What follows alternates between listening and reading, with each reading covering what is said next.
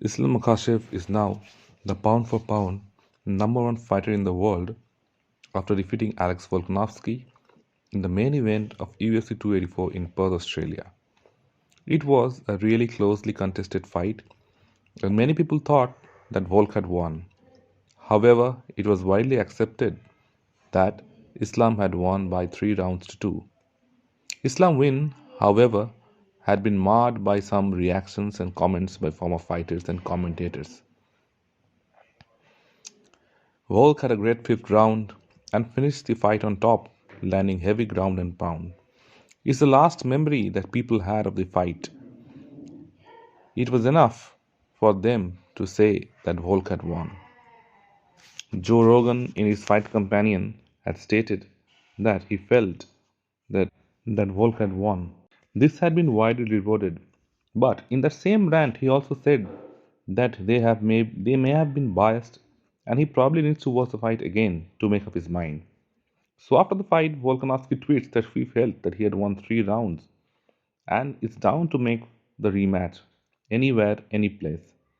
In his other interviews, he also stated how he felt that Islam wasn't strong enough, and had he been in his weight class, he would have crushed him.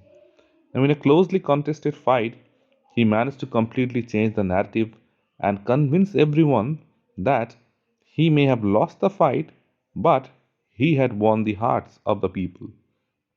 He even went on to subtly accuse Islam of using IV drips to rehydrate himself, and his nice guy image helped the media to believe in everything that he said without any question. Nobody asked Volk how a not so strong fighter managed to control him for 7 minutes on the ground.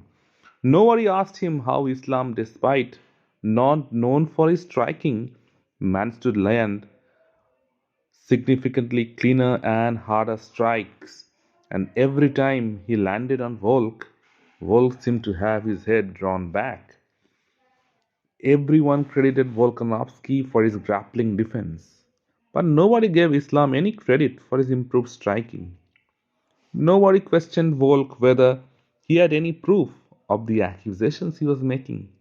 If he had any, then why he hadn't made them public?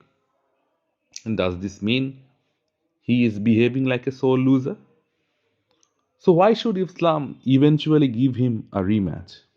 He has everything to lose, and if he wins, he won't get any credit even after the win, and the narrative would still be that Volkanovski looked better.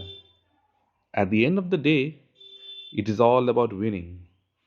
Whether you win by an inch or you win by a mile, winning is everything.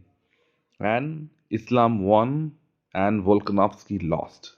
Despite all the attempts of demeaning him, it will only show in the record books as a victory for Islam, and Volkanovski and his team will have to live with it.